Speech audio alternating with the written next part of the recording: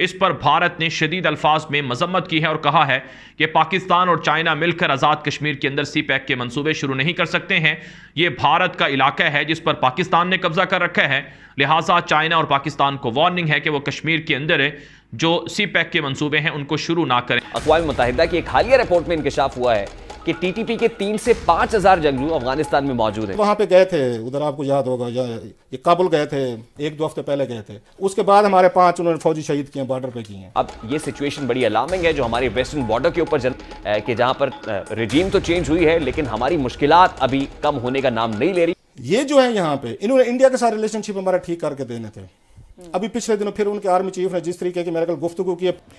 दूसरी एक रिपोर्ट आई है दुनिया में जमहूरियत के बारे में कि दुनिया भर में जमहूरियत ज़वाल पजीर है और बदकिस्मती से फिर हम इसमें 104 नंबर पे 104 पे हैं और हमारे से ऊपर जो भारत है वो 40वें नंबर पे 46 नंबर पे। इंडिया के साथ हमारा रिलेशनशिप ठीक नहीं, अफगानिस्तान के साथ ठीक नहीं, अमेरिका के साथ हमारा ठीक नहीं है। देखिए, नंबर 1, ये किसी ख्वाब में मत रहें आप। आपके जो अंडे हैं आपके एक बास्केट में नहीं जा सकते। अमेरिका के बगैर आप नहीं चल सकते, जो मर्जी आप करें।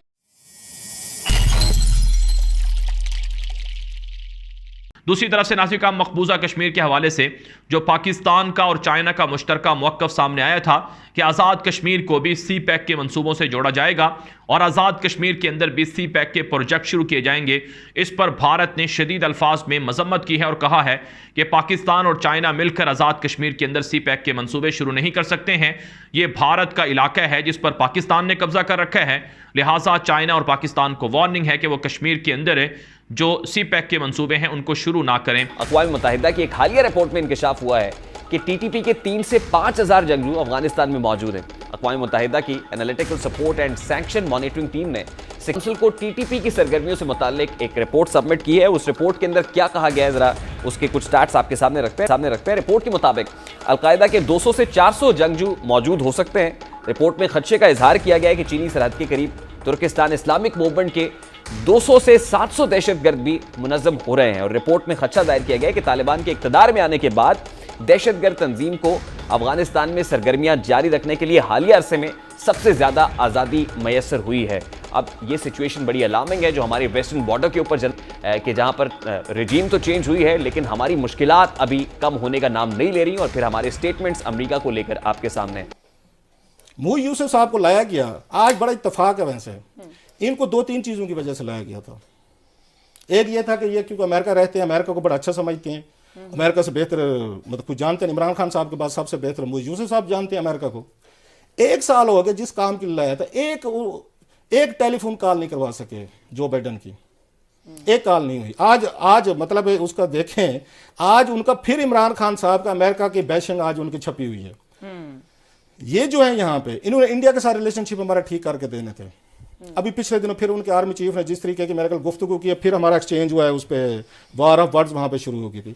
अफगानिस्तान इन्होंने कहा जी, उसके बाद अफगानिस्तान हमारा ठीक हो गया जनाब, अब इसके तालिबान आ गए हैं, हमारी नेशनल सिक्योरिटी सारी ठीक हुई। ये वहाँ पे गए थे, उधर आपको याद होगा, ये काबुल गए थे, 1-2 हफ्ते पहले गए थे। उसके बाद हमारे 5 उन्होंने फौजी शहीद किए, बॉर्डर पे किए हैं। सो जो बंदा इस अरसे में एक इमरान खान साहब को टेलीफोन कॉल नहीं करवा सके जो बाइडन से, वो नेशनल सिक्योरिटी एडवाइजर जिनका मैंडेट था, एक किसी अमेरिकन की मुलाकात दिखा दें इमरान खान से, ये इन्होंने आके करवाई है मुहिद ने। मेरा ये अपना व्यू है, इनको ये टारगेट दिया गया है कि आपने इमरान खान साहब को किसी अमेरिकन के साथ नहीं मिलने देना, आपने इमरान खान को अमेरिकन की आंख में बैड गाय पेश करना है। जैसे भुट्टो साहब बैड गाय बन गए थे उनके उसमें, उसको नवाज शरीफ साहब को पेश किया गया था, ये भी आगे नहीं माना था इन्होंने। उसके बाद इमरान खान साहब को एब्सोल्युटली नॉट करके उन्होंने पेश कर दिया अमेरिकन को कि ये पाकिस्तानी पॉलिटिशियन तो अमेरिका के साथ काम नहीं करना चाहते, ये तो रजिस्ट करते हैं और हमारी एस्टेब्लिशमेंट उन्हीं के साथ डीलें मारती है। उसे आपको याद होगा, मारी थी डील उन्होंने भुट्टो साहब के खिलाफ उसने मारी थी, जनरल जिया ने मारी थी। जनाब मुशर्रफ साहब ने इसको नवाज शरीफ को हटाया था, जिन्होंने कहा जी हम तो बम फोड़ेंगे, उसको बिल क्लिंटन ने कहा ना फोड़े, उन्होंने कहा फोड़ेंगे, जो उन्होंने फोड़े, फिर साल बाद जेल में बैठे हुए थे। यही काम मुई यूसुफ साहब ने पकड़ा हुआ है। वो इमरान खान को एडवाइस कर रहे हैं, कोई समझदार आदमी कोई होगा दुनिया में कि अमेरिकन अच्छे हैं बुरे हैं, आपने वर्किंग रिलेशनशिप रखना है प्राइम मिनिस्टर ऑफ पाकिस्तान ने। उनके जहन में उन्होंने क्या डाल दिया है कि सर आपने जो बाइडन से काम किसी को नहीं मिलना। सीए चीफ आया, वो मिलना चाह रहा था, इमरान खान रिफ्यूज्ड। उनके secretary of state, deputy secretary of state आए हुए थे, इन्होंने रिफ्यूज किया। उनके बिल्कन जो है सेक्रेटरी वो बात करना चाहते थे, वो नहीं की।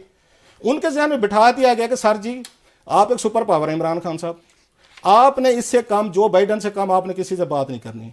अदर साइड, दूसरी साइड पे सारे अमेरिकन एस्टेब्लिशमेंट से मिलते हैं, आर्मी से भी मिलते हैं, GHQ से भी मिलते हैं, सारे लोग मिलते हैं, एम्बेसडर भी उनके मिलते हैं जाके।